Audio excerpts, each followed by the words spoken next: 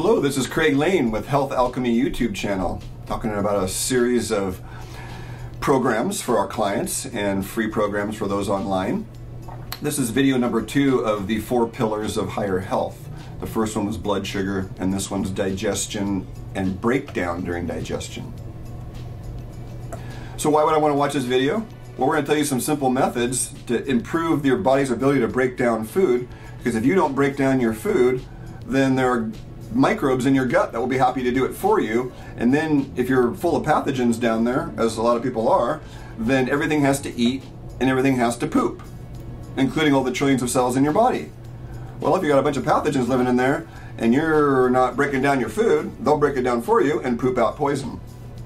Poison to your nervous system, poison to your digestive tract, poison to your detoxification organs, poison to your lymphatic system. Shall I continue?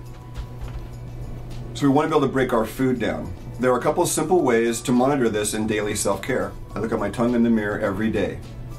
So if my tongue is bigger than it has been in the past, I know I have some digestive inflammation. I'm not breaking down my food properly.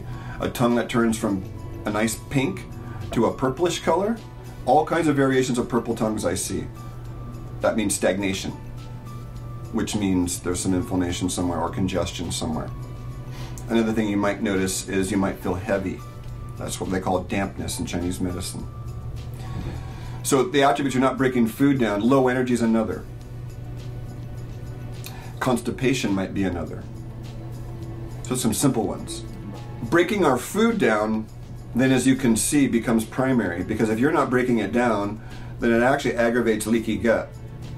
And if you got leaky gut, then you've got immune inflammation, and then you have lymphatic inflammation, and then it's just a whole series of inflammatory patterns, and then you're running too much cortisol and stress hormones to keep the system propped up to all this inflammation. That's the tongue piece. That's a really important piece to watch. Get a baseline of how your tongue looks, and then watch it swell or decrease in size depending on your meals. This is a great parameter, pretty much the only one you actually need.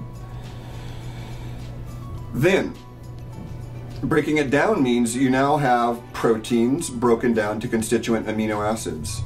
You have carbohydrates broken down to chains of glucose. You have fats broken down to fatty acids and glycerol. Now you have the components necessary to make hormones, make new tissue, make energy. So you see, the point here is that when you're demolishing an old house, you really want to break it down as much as possible so you can reuse the materials if need be. But if you only half break it down, then you need a big truck to cart it away versus a tiny pickup. That's the long and the short of it. It's a fairly simple thing. Another how-to: chew. Chewing breaks down food mechanically. As I like to say, you don't have teeth in your intestines. So chew your food well. 50 times is the optimal marker. And when you're sick, as I was in a macrobiotics school, and here's the gold of macrobiotics. When you're sick, you're chewing 200 to 300 times. I don't know how many people we've helped with their digestion by just having them sit down and chew their food slowly. Watch your ability to sit and be present with your chewing. Your stomach meridian in Chinese medicine goes right over your jaw. I have a theory about this. Fast, nervous, unconscious chewing means fast, nervous, unconscious energy going into the vagus nerve. It's going right into your gut.